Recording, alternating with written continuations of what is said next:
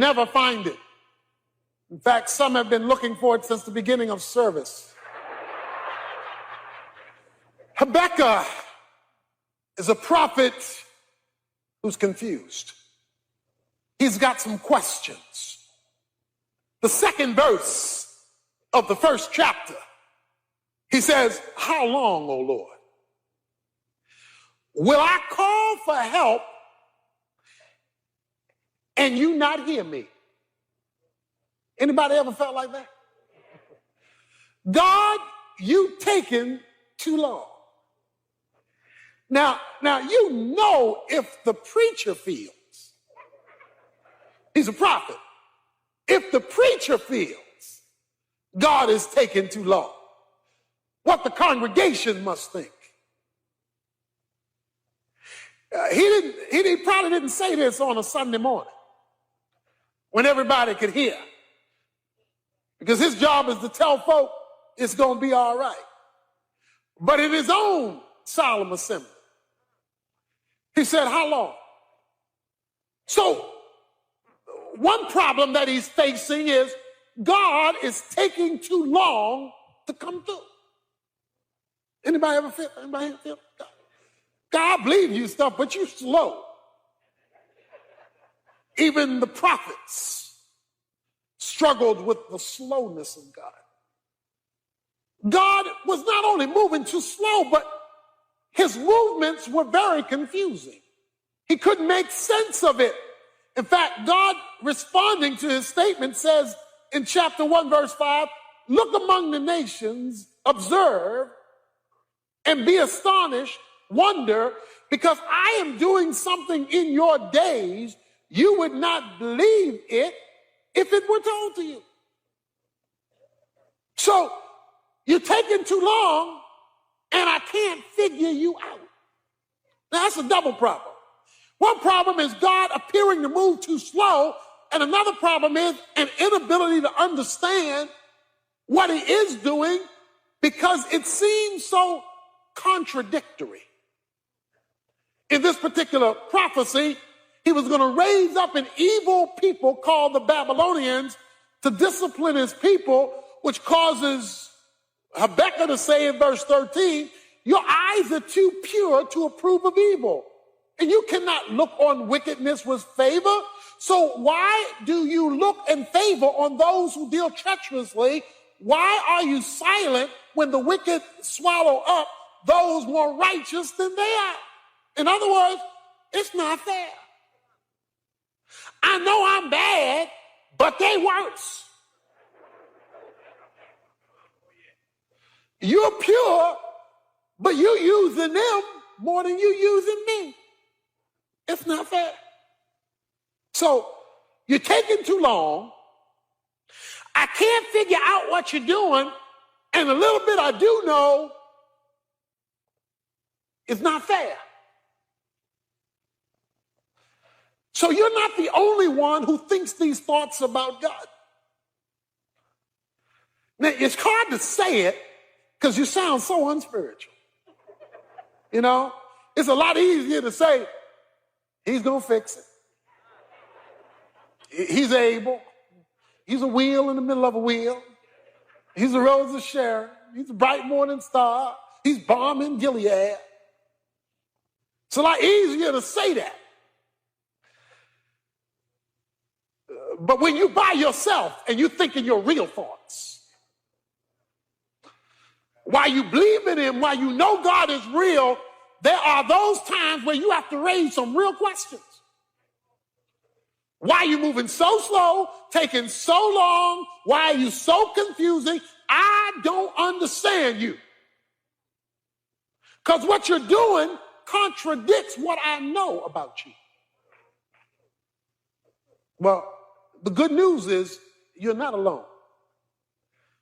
The prophets, he's not the only one, had to struggle with the methodology of God.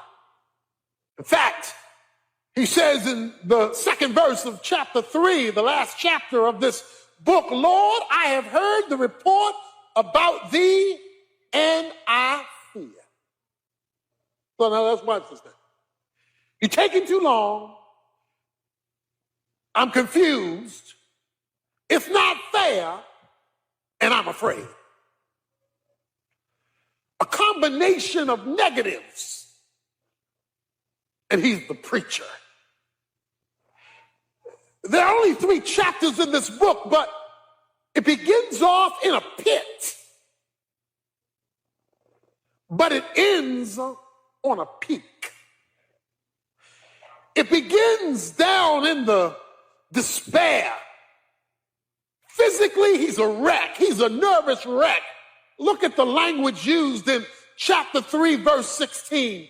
I heard, and my inward parts trembled. At the sound, my lips quivered.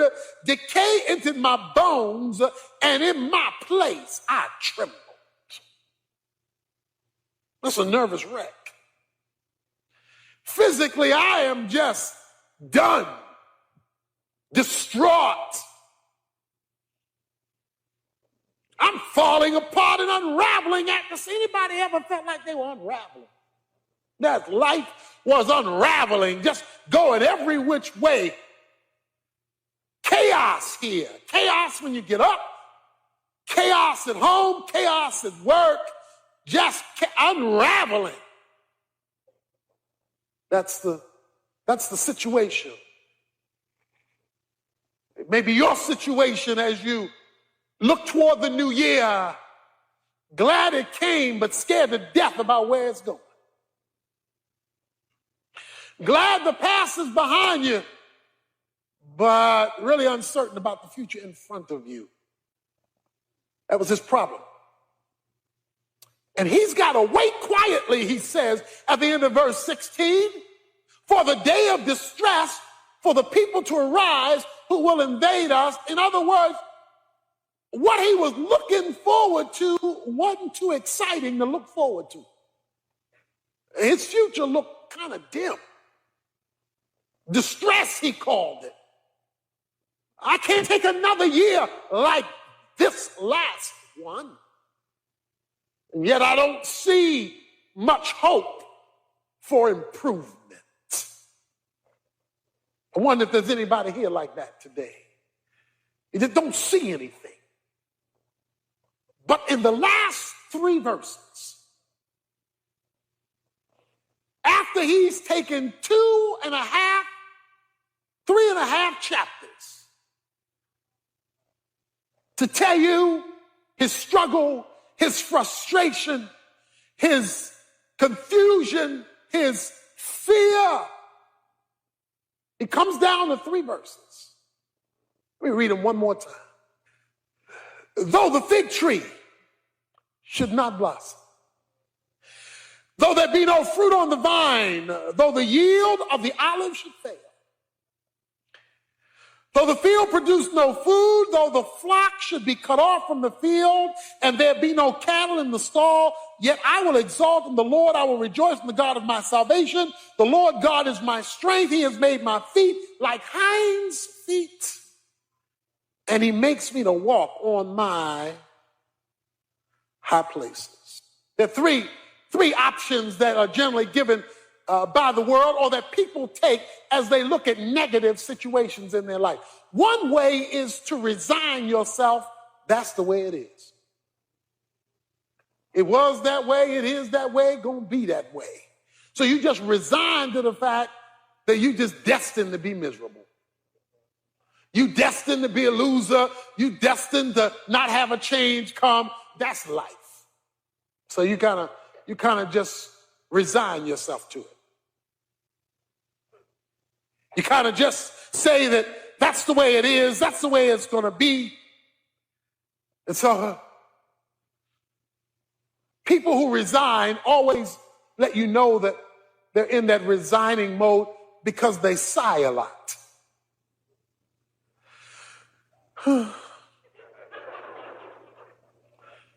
How you doing?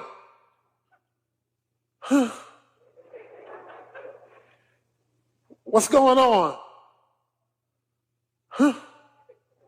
They just resign. That's the way it is. There is a second way that people deal with life when it doesn't seem to offer a future, and that is detachment. In other words, they distract themselves so they don't have to think about it. If I can come home and turn on the television, I can be distracted by the shows. If I can perhaps take drugs, I can feel good enough to be distracted from the pain. If I can go out and to just have a good time and party hardy, then I can let that erase. The only problem with detachment is that it's camouflage. In other words, it doesn't fix anything. It just hides it, and only hides it for a little while. So you have to be perpetually entertained to perpetually not think about it. But it's always underneath. You always know it's there. There's a third way that people seek to deal with their uncertainty or struggle, and that is, we'll call it bravado. Bravado. Take it like a man. Take it like, hold your chin up. You the man, be the man. I can handle it. I'm a real man or woman. And I'm going to handle it. I'm going to face it. I can take it. My mama raised me to handle anything. The only problem with bravado is when things get bad enough, all the pep talk in the world won't help you. Pep talk is good, but pep talk doesn't last.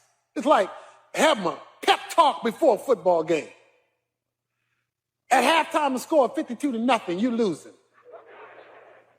The coach come in halftime talking about pep talk. After a while, reality sets in. Okay? We ain't gonna win. And after a while, all the pep talk in the world is not gonna do it. You've experienced that. You come to church, heard a sermon preached, and got pepped up. You came to church like this, you heard the sermon, go, yeah, I'm gonna make it. Yeah, you fired up. Yeah. 5 minutes after the benediction. Shucks, this stuff ain't right. Because irreligious pep talk is not enough. So the question we face today is, what do you do when God is taking too long? What do you do when uncertainty is in front of you? What do you do when you are afraid? What do you do when you feel like you're falling apart at the seams? Resignation. That won't do it. Detachment. That's camouflage. That hasn't addressed anything. Bravado only goes so long. Habakkuk says in verse 18, I will exalt in the Lord. He says, even though I have my questions, even though I have my confusion, even though I don't see solution number one in sight, and even though God does not make sense, rather than pretend that nothing is wrong, I am going to exalt in the Lord. That is, I am going to trust in the reliability of God even when I can't see him or what he is doing. I am going to choose to believe in the reliability of God even in the dark. Learning to trust God in the dark when you have no support for your faith other than who you know him to be. That is the only content you have. Who you know him to be. You appeal to two things. His character, what he is like, and his works, what he has already done for others, whether you or someone else in the past. People always say, I'm going to have faith, I'm going to have faith. That's never the question. The question is, in what? What is the object of faith? To believe is a meaningless term until you tell me what you are believing. You could say, I believe in Santa Claus. You could say, I believe in the tooth fairy. So your belief system is flawed. Belief only matters if the object has substance. We respond to our circumstances because our circumstances affect us. But he has to make a choice. It is the choice that every believer here today has to make, and that is the choice as to whether you will choose to believe God. That is the question. Will I choose to believe God? I have to believe two things about God. I have to believe, number one, his character. What he told me he is like. And I have to believe it in the dark. I can't see it. I don't feel it. But since he can't lie, it must be true. And you must choose to believe that. Look, you got to believe that when there's no emotional kicking, there's no choir singing, there is no preacher preaching, and you out there by yourself, you've got to decide that I'm going to believe what I know to be true about God. And that's one of the things, that's why theology is important, so that you know what to believe when hard times come. You've got to know that you can count on his character, that he is true, that he does have power, that he does have presence even when I do not feel him near, that he is there because he said so. And you got to choose to do that. But then you got to believe something else. You got to believe his works. That's another reason why you need to know the Bible, because you've got to know what he did yesterday. You see, you got to know what he did yesterday. Habakkuk spends verses 3 through verse 15 rehearsing what God did yesterday of chapter 3. He alludes to the Red Sea. He alludes to David killing Goliath. He alludes to all of these historical things. Why do you need to know what God did yesterday? Why is it important for you to know what he did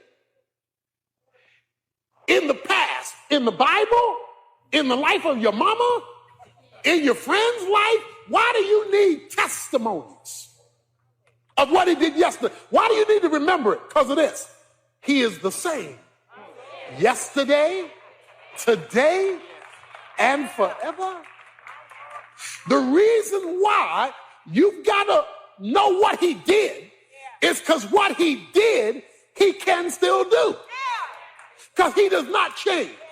We call it the immutability of God. He does not change. His methods vary, but his abilities don't. And therefore, when you remember what he did, then you know what he can do. And let me talk about that. Because when you look back at the way God did things, he never had one way. There wasn't a cookie cutter method of addressing people's needs or problems or circumstances. And when you look closely, sometimes he let people get to the last minute before he came through. Sometimes it wasn't all in advance. If you needed something December 31st, sometimes he waited till December 31st. He didn't show up in advance. He came just in the nick of time. You have to choose to trust God in the dark. When you can't see him, you don't feel him. There are no things that are whipping you up. You can't find anything to hang on to but what you know to be true about him. Habakkuk is a prophet who's confused. The second verse of the first chapter, he says, how long, O Lord, will I call for help and you not hear me? Anybody ever felt like that? One problem is God appearing to move too slow, and another problem is an inability to understand what he is doing because it seems so contradictory. In this particular prophecy, he was going to raise up an evil people called the Babylonians to discipline his people, which causes Habakkuk to say in verse 13, your eyes are too pure to approve of evil, and you cannot look on wickedness with favor. So why do you look in favor on those who deal treacherously? Why are you silent when the wicked swallow up those more righteous than they are? In other words, it's not fair. I know I'm bad, but they worse. You're pure, but you using them more than you using me. It's not fair. So you're taking too long. I can't figure out what you're doing, and the little bit I do know is not fair. So you're not the only one who thinks these thoughts about God. There are only 3 chapters in this book, but it begins off in a pit, but it ends on a peak. It begins down in the despair. Physically, he's a wreck. He's a nervous wreck. Look at the language used in chapter 3, verse 16. I heard and my inward parts trembled. At the sound, my lips quivered. Decay entered my bones, and in my place, I trembled. Physically, I am just done, distraught. I'm falling apart and unraveling at this. Anybody ever felt like they were unraveling? That life was unraveling, just going every which way. Chaos here. Chaos when you get up. Chaos at home. Chaos at work. Just unraveling. That's the situation. But he has to make a choice. It is the choice that every believer here today has to make, and that is the choice as to whether you will choose to believe God. That he is true, that he does have power, that he does have presence even when I do not feel him near, that he is there because he said so. And you got to choose to do that. Look at chapter 2, verse 20. But the Lord is in his holy temple. Let all the earth be silent before him. That means shut up. Be silent, that means be quiet. All right? The Lord is in his holy temple. Let all the earth be quiet. Now, to understand it, you got the verses before it talks about dumb idols that people look to for solutions. They can't speak. They can't talk. You have to set them up, break them down, and they are dumb. But the Lord is in his holy temple. Let all the earth, that's you and me, we on the earth, let all the earth be silent before him. Now, why do you need to know that? When you can't figure it out, don't get a headache over it. When you can't solve it, don't stay up all night trying to figure it out. God knows how to tell you what he wants you to know. And if he's not informed you of anything more than he has informed you of, you go to sleep. And stop fussing, cussing, and complaining, and be silent before the Lord. In other words, let him do what he's going to do. Leave God alone. He is not a dumb idol. He is not a lifeless being. The Lord is in his holy temple. Let the earth be silent. What do you do in a temple? You worship. Look, in your confusion, you worship. In your lack of clarity, you worship. In your emptiness, you worship. In your despair, you worship. You simply say, Lord, all I can do is adore you in your temple because I have no explanation for anything that's going on right now. None. The Lord is in his holy temple. Let all the earth be silent before him. And so he calls for an act of faith. Matthew 6 says, be anxious for nothing. Because just as you can trust God for yesterday, in fact, you didn't even think you were going to make it till now, the way things look. You just say, if I got to go through another year like this, I'm not going to make it. Guess what? You made it. You here. Your problem may not be solved, but you here. I will exalt in the God of my salvation. You remember when you first started flying and it was turbulence?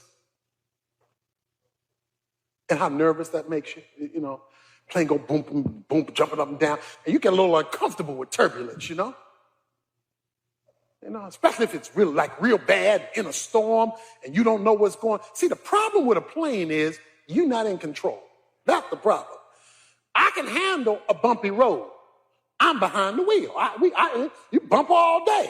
As long as my foot is on the accelerator and my foot is on the brake, we can make it. But I can't see what's going on out there. I don't know what them boys doing up front. You remember how you long for the pilot to say something? Tell the truth, shame the devil. I know. You wanted the pilot. You ain't care who you were sitting next to. Them talking about, oh, bumpy flight. You don't know what you're talking about. I want the pilot. And when the pilot said, we are entering into rough air, you could, even though it was rough air, you could take a deep breath.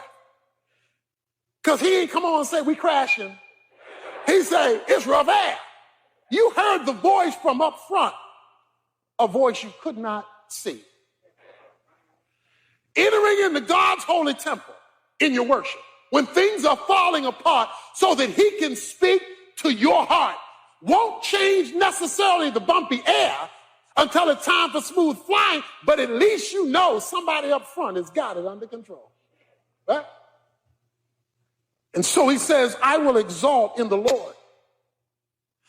The Lord is in his holy temple. Let all the earth be silent, but before him. You're before him. You can't figure it out? Don't. God knows how to tell you what he wants you to know. Don't be getting a headache over stuff you can't change, stuff you can't fix. You go to the holy temple. He says, I will exalt in the Lord. I choose to do that. I like the way Psalm 34 says, Psalm 34, verses 4 to 7. He says, my fears look to him. My apprehension looked to him. I didn't just talk to everybody else about my distress. I pointed them to him. Right? My fears looked to him. And then it's preceded by the statement, fig tree should not blossom, no fruit on the vine, olive should fail, fields produce no food, flock should be cut off. But the key word is the word though. Somebody say though. Though. Let me give you a more contemporary word for though. Suppose. Even though this happens, suppose. How many folks spend a lot of time with suppose? Suppose this is cancer. Suppose we don't have the rent money. Suppose this job doesn't come through. What are we going to do? That's suppose. We look at all the options.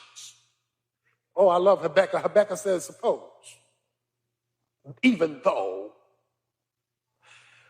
But instead of dismissing suppose, he invites suppose into his house.